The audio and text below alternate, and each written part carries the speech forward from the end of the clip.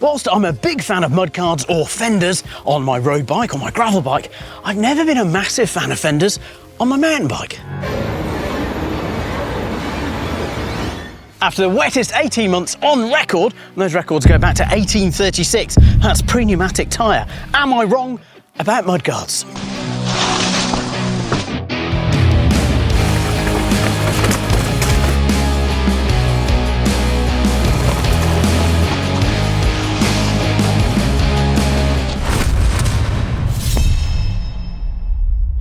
We should flag that the UK isn't really known for being dry, so just imagine how wet it's been for us to break those all-time records. Soggy, muddy and sloppy. So, are they actually worth it? Well, we're going to see using this wonderful morph suit. No, it's not a mid-90s skin suit. It is, well, I don't know what it is, but we're going to use it to see where the mud flies on the bike. With even the raciest of road racers deciding that fenders, well, are worth it in the winter, what are the advantages to them? Well, on the road, it is slightly different, but there's quite a lot of advantages. There's the advantages of keeping you warmer and drier, because on a road bike, there's lots of spray coming up off the rear wheel, and you're quite static, so there's a lot of spray behind you. From the front wheel, there's a lot of spray onto the drivetrain too, so there's an advantage to the wear and tear of the components on your bike. So on the road, well, I think it's easy. The advantages for fenders and mudguards are there.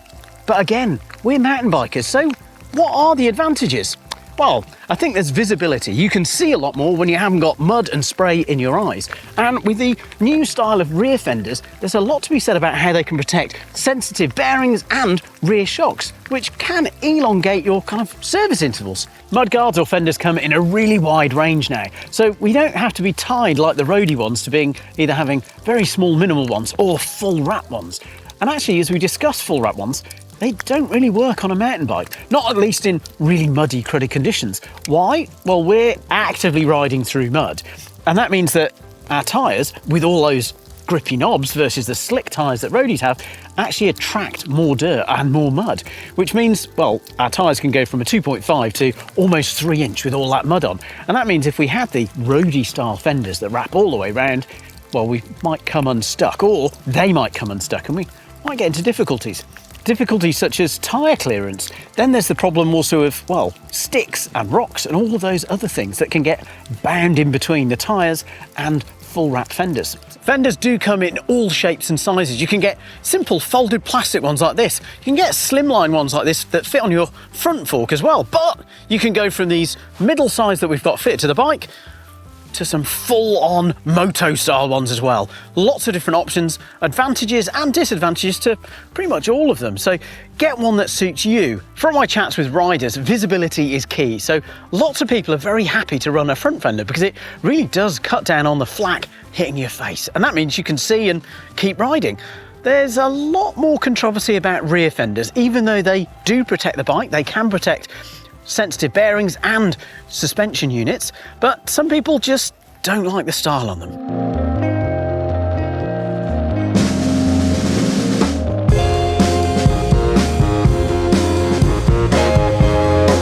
Here in the UK, we can ride in lots of wet and muddy conditions. In America, it's not so clear-cut, and there's lots of guidance to say that you shouldn't ride on wet and muddy trails. Why? Well, you shouldn't ride on them because you can damage them when they're really soft and really soggy, and that can lead to erosion, to trail erosion, and, well, really big puddles, and it means that we might not get access. Here in the UK, we have currently good access in trail centres and on bridleways, so we can ride in wet and muddy conditions. Should we be mindful about really damaging trails if it's really sloppy?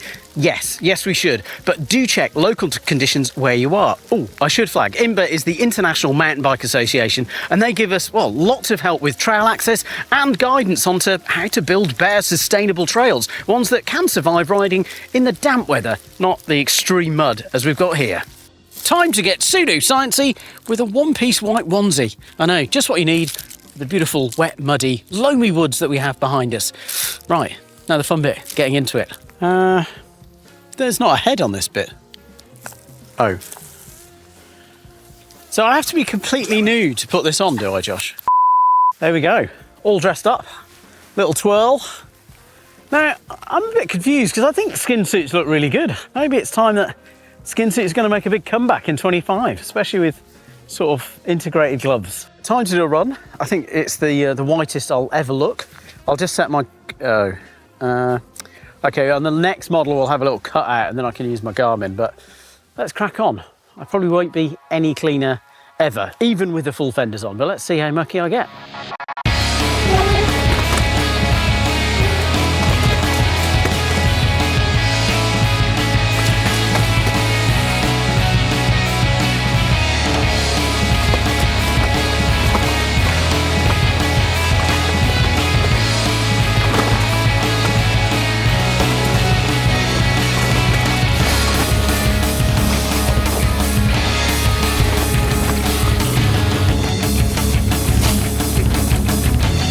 Okay, that's a couple of runs done on a very wet and muddy day. It was a lot of fun. Nice slip and slidey. We can see the bike, it's not without mud, let's be honest, but key bits, suspension bits around here are pretty free from mud. The little area down here is definitely free of mud. I think if it was stickier mud rather than this very sloppy stuff, I think it would be more noticeable again. I am a little bit muddy, sort of below my knee, and well, that's a factor of the fender being it is really long, but it can't kind of stop everything. But the key bit, my upper body and my face, especially my glasses, I notice crap on these very quickly, is free from loads of spray. That's really impressive because it is very boggy, which I think I'll prove in the next section of the video. Now it's time to remove the fenders, even though I've become attached to the front one because my face is so clear of mud, and do, yeah, another run. But yeah, don't worry, I'll get a fresh suit on too. Lovely.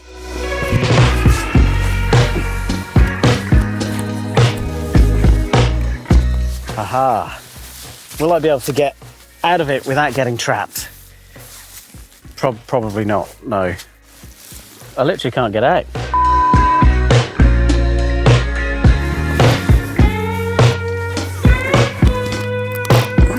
We've got a wonderful freshy suit, latest garment, straight from Paris. Probably not from Paris. And we've defended, we've taken the mudguards off the bike. So time to get another run in. I think I'm going to be a lot muddier at the bottom, and specifically around key points, my face and my glasses. Will I be able to see by the bottom of the run? I'm not sure I will, but let's find out.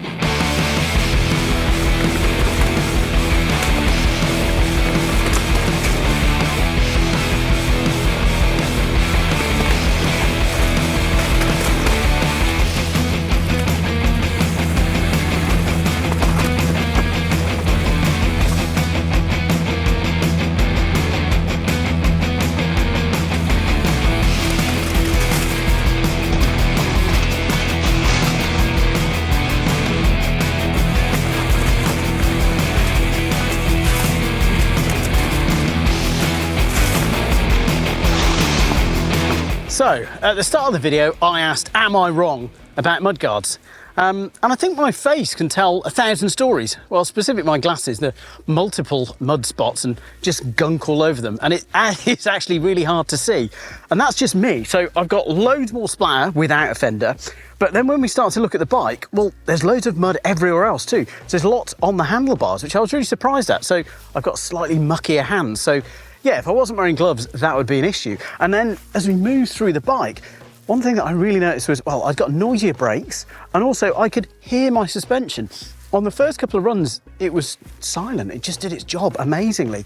But we can see that because the fender was protecting this seal here, this little garter seal, well, there's loads more crud. I'm asking that seal to do lots more work. So I'm not sure if it's necessarily going to extend your service interval on a fork. You should stick to what the manufacturers recommend, but I think it's definitely a good thing. And then as we move through the bike, there's loads more mud all over it. And on the frame, well, that's no bad thing, but I've got lots more mud on my suspension system, on the shock itself, and all the linkages and all the pivots. So again, I don't think it's necessarily going to sort of elongate service life hugely. We should stick to what the service intervals should be, but it's protecting them a huge amount.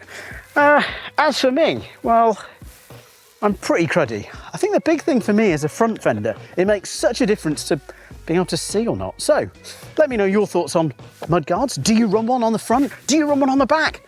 Join the debate in the comments below.